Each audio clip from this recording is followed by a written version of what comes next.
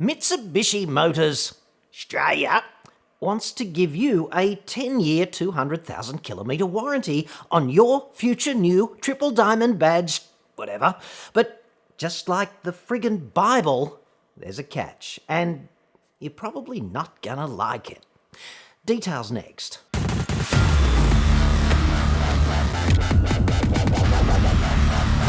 I'm John Cadogan from AutoExpert.com.au, and I get new cars cheap for buyers here in Australia.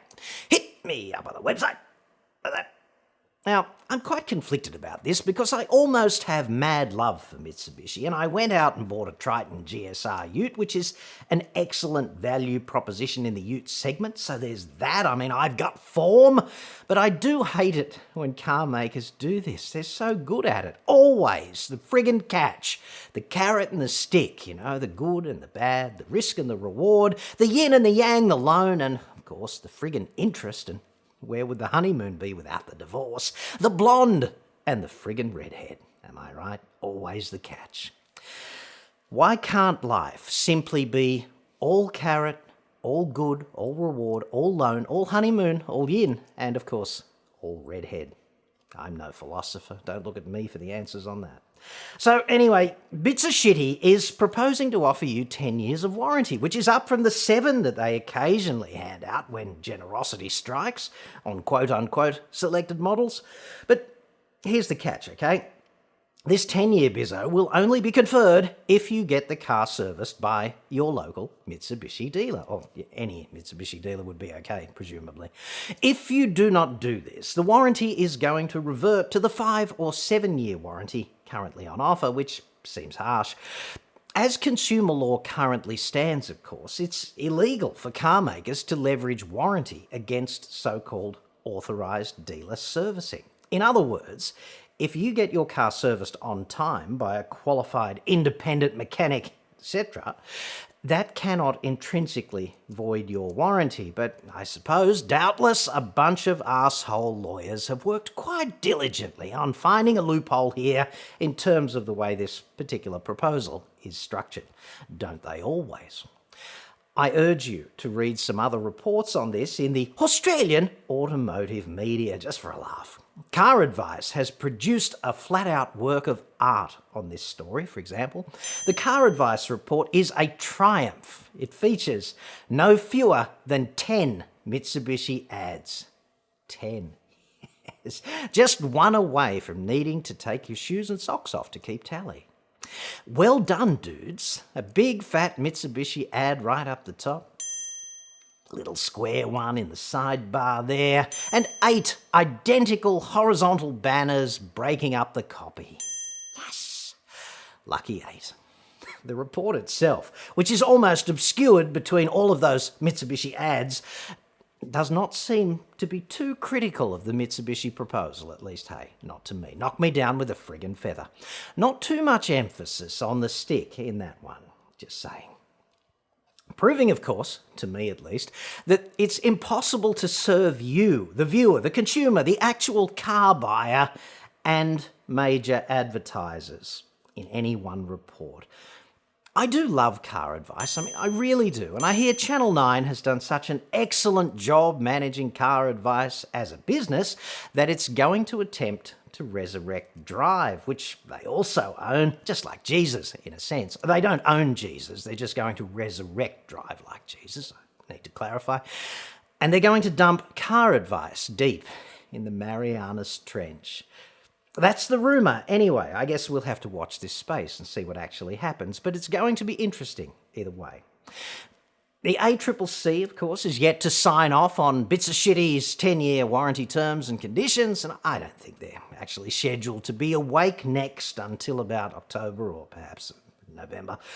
And they can't decide on this for themselves, hilariously, whether it's a good idea or not, so they're currently calling for submissions on this from you by the 2nd of October. So they haven't yet decided to let Mitsubishi off the chain with this particular warranty deal. Personally, I find it absurd that a major corporation such as Mitsubishi would offer you Such a seemingly substantial consumer carrot, like here it is, while at the same time threatening to lash you with such a big stick if you don't get your car serviced at the dealer. Doubtless the carrot will be up in lights here, and the stick will be buried in the fine print. Isn't it always? But why offer you such a generous gift with such intrinsic marketing potential like, hey, Straya's best factory warranty? Yes. Why offer you this gift in such coercive wrapping paper? That's just bullshit to me. I get that car makers want to make dealership servicing a mandatory thing. Unfortunately, this would be uncompetitive and therefore it's also illegal. On one level, I guess it's not that much of a big deal. I mean, you've got annual servicing interval now, so who really cares? Like once a year, can you cop that on the chin? Probably. But in reality, there are several good reasons, perhaps, to get your car serviced independently. I mean, you get to talk to the guy who actually puts his hands on your car if you use the independent bloke down the road. He gets to know how you drive your car, and therefore he can say, how about you come back in 6 months and we'll change those brakes then? You know, you better budget about X dollars for that, whatever. If you are a mad off-roader, you can take your Pajero Sport or your Triton to an independent dude who understands your deep desire to thrash the Outback into submission, towing your acoustically transparent aluminium shitter. Yes. And the impact this kind of, let's call it, scenic defecation on the vehicle's operating system. So that's kind of nice. He gets you and you get him, and you can get along nicely over that, and keeping the car reliable, etc. Independent mechanic dude can help you reduce the cost of ownership by using quality, non-genuine parts when it really makes sense to do so, and even that cannot void your warranty, and car makers hate that too, of course.